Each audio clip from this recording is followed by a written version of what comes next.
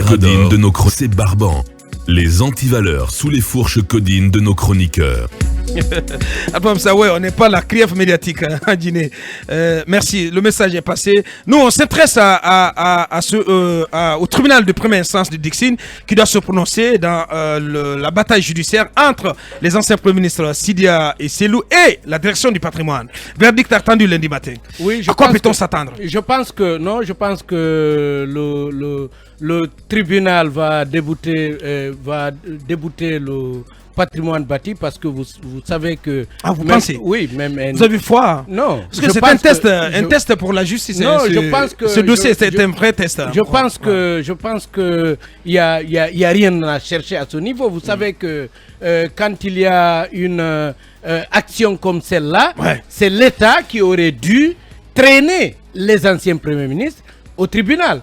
Mais c'est tout le contraire. On sent que l'État se prévaut déjà de l'autorité qu'il a et puis se constitue en partie en venant déloger de façon incompréhensible. Ouais. Le problème, nous, c'est que je parlais de l'anxiété de perdre la face dans ce dossier. Parce que c'est l'État, en fait, à travers la direction du patrimoine, qui veut déloger les deux anciens premiers ministres. Et aujourd'hui, les éléments de preuve de propriété, qui assoient la propriété des deux anciens premiers ministres, semblent inattaquables. Mais vous avez vu la charge ou la demande des avocats de l'État hier. Ils demandent tout simplement au tribunal de se déclarer incompétent. C'est là où il risque d'avoir problème. Et ce qui n'a pas été on sait comment ça se passe.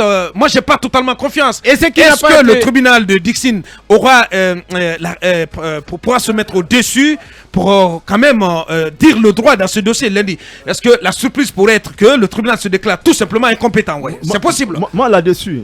C'est possible, nous. Non. Je ne crois pas. Vous savez, Abakar, je pense que si Selou et Sidia ont décidé finalement d'aller vers le tribunal, c'est qu'il y a probablement, je n'en sais rien, mais il y a probablement des gens qui ont souhaité que ça se passe comme ça. Oui, parce que l'État s'est rendu compte. C'est la démarche des deux anciens policiers. Les dirigeants se sont rendus compte. C'est ce qu'ils pouvaient faire, mais le reste, c'est que la barre est dans le camp de la justice, du tribunal. Mais Abakar, le problème, c'est qu'on s'est rendu compte qu'on ne peut pas les déloger. On s'est rendu compte qu'on ne peut pas les déloger et que ça risque de créer un problème. Parce que ce qui risque de se passer si le tribunal se déclare incompétent à 8 heures, c'est que apparemment il devrait quitter. Je pense qu'aucun juge ne peut se permettre une telle décision. Nous, il est trop confiant. Non, attendez, je voudrais vraiment avoir un petit temps pour vous expliquer. Allez, je vous écoute. Parce que vous savez qu'en matière de justice, la paix prime sur le droit. Les gens ne le disent pas souvent, mais c'est une clarté qu'on ne peut pas prendre une décision qui entraîne un bouleversement. Or, si vous voyez, nous qui sommes juste des observateurs, on se rend compte que la gouvernance du colonel qui veut déloger Sidia et Selou, qui ont bénéficié de décrets de déclassement et un achat en bonne et due forme, cette gouvernance-là procède exactement de la même manière. La lignée où habitent Selou et Sidia a récemment été reconfirmée par décret du président à la famille de Sékou Touré. La même manière par laquelle les domiciles ont été déclassifiés, c'est elle qui a été utilisée pour rendre les cases de Bellevue à la famille de Sékou. Donc on ne peut pas... vous êtes formel, vous pensez que... Non, ce n'est pas possible, parce que on sait, vous vous souvenez de ce qui s'était passé au Sénégal, quand Ousmane Sonko a été accusé de viol, on avait même poussé la jeune dame qui est mariée, qui a son époux, à aller se déclarer victime de viol. Mais quand Sonko a fait sortir sa foule, Dakar s'est rétracté, les autorités se sont rétractées et Ousmane donc Sonko, au prix de la paix, on sait qui est Selou Dalein, on sait qui est Sidia Touré. On a suivi samedi dernier ce que les militants ont dit. On sentait, et aujourd'hui encore il y a une assemblée générale assez déterminante. On sentait, il risque d'avoir foule à la minière. Les jeunes et les militants dans leur ensemble ont clairement demandé à Cellou d'autoriser qu'il réagisse. On sait que ce n'est pas même bien. Si on ne souhaite pas du tout. Ce n'est pas bien, même dans un régime, disons, démocratique, à plus forte raison. Dans un régime d'exception. On est dans une transition qui ne nous dit pour le moment pas qui sommes nous. Nous, CNRD, qui sommes-nous? Bien. On ne sait pas. Jusqu'à quand on est là, on ne sait pas. On sait que le moindre pépin, ce qu'on va leur demander, c'est de débarrasser le plancher. C'est de quitter. Bien dit. Allez-y, Moussa Iboun Konté, pour une minute avant d'aller à la pause. Bon, moi je voudrais... On donnera la parole à nos invités dans la troisième partie, dès le début. Bon, moi je me réjouis du fait que les anciens premiers ministres aient eu recours à la justice. Quoi. Ça, c'est extrêmement important au regard de leur parcours et de ce qu'ils ont incarné dans notre pays. Mais aussi, ce qui doit arriver, arrivera. Si le tribunal se déclare... Vous avez confiance en la justice? Si le tribunal se déclare incompétent, je crois que c'est à leur avantage parce qu'il s'agit d'un acte administratif qui est attaquable devant la chambre administrative de la Cour suprême. C'est là extrêmement important. Donc pour vous, le dossier doit aller à la Cour suprême? Doit aller là-bas parce qu'il s'agit d'un acte administratif. Et je voudrais aussi dire que jusqu'à preuve du contraire, la chambre administrative de la Cour suprême a souvent débouté l'État. La Guinée fait partie des pays où l'État a souvent perdu des procès devant la chambre administrative. Tout à fait. Donc je pense qu'il faut garder la présomption de bonne foi. Il faut garder espoir. Gardons la foi. Gardons la foi. Voilà qui est bien dit, Moussa Iboun Konté, voilà, doyen en la matière qui surtout connaît l'histoire de ce pays.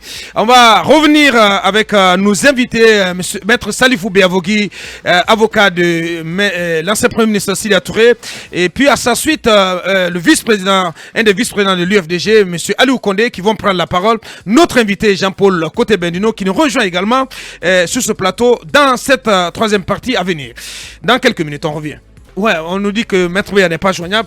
Donc, on va essayer de joindre, pendant ce temps, on va essayer de joindre M. Aliou Condé. Oui, allez-y, nous. Oui, parce que moi, j'accepte qu'on critique quand nous, on se prononce. Mais je voudrais préciser que ce que j'ai dit, qu'on préfère la paix, j'ai d'abord expliqué que la justice doit être juste. Et quand la justice doit être juste, j'ai rappelé ce qui s'est passé avec les cases de Bellevue. C'est par décret que le président du CNRD a décidé de rendre ces cases à la famille de Sékou Touré. On ne peut pas comprendre qu'on dise par après que les décrets de déclassification des domaines rachetés après par Cellou et Sidia, ces décrets ne sont pas légaux. Et que le décret du président du CNRD, lui, est légal.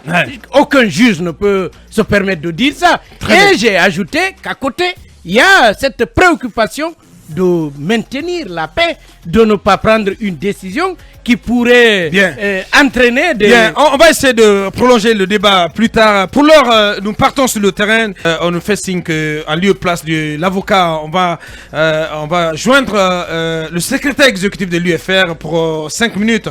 Est-ce que notre invité patiente dans un instant, donc, Saïkouyaya Barry, secrétaire exécutif de l'UFR, qui va s'exprimer chez nous ce matin. Waïboun, on a écouté M. Aliou Condé. Bon, moi, franchement, je salue la maturité du secrétaire général de l'UFDG. C'est ce qu'on attendait de lui et c'est ce qu'il vient de produire ici. Je crois que c'est une excellente chose de rester dans la procédure et d'avoir foi en la justice de son pays. Moi, mais les cartes, toute option contraire à leur volonté. Je salue ça, je salue cette démarche et aussi de se nourrir aussi de l'espoir que la justice va être de leur côté et que la justice va être fondée sur le droit, et que la justice va être impersonnelle. Je crois que cette foi en notre justice, c'est extrêmement important et c'est ce qu'on demande à la classe politique de notre pays, d'avoir la foi en nos institutions. Et je crois que en allant dans ce sens-là, on a vu l'objectif recherché, c'est de suspendre un acte administratif. Effectivement. Et avant d'aller en profondeur, ça dit ils savent les recours, ils sont informés qu'il y a des recours. Mais en allant chercher le juge de référé, comme ça, il faut le dire ici, c'est en heure et en heure, quand on sait le juge de référé, ça veut dire qu'il y a une procédure accélérée. Ça veut dire qu'il y a une urgence. Il y a une urgence, il y a quelque chose qui est lié à la vie de quelqu'un, à la vie d'une communauté. Donc, on veut que le juge de référé tranche dans le vif. Donc, moi, je salue la maturité des responsables de l'UFDG d'avoir foi en leur justice et de connaître les voies de recours dans leur pays et de dire que d'ici là, ils vont aller devant la chambre administrative de la Cour suprême. Et je voudrais dire que le président de la chambre administrative de la Cour suprême a été nommé membre du CNT. Je crois que d'ici là, il faut corriger cela, de procéder à la nomination d'un autre juge pour assurer la relève de M. Mohamed Ali Thiam, qui est actuellement au niveau du CNT. Voilà qui est bien dit avec Moussa Iboun Konté. On y va du côté de l'UFR pour entendre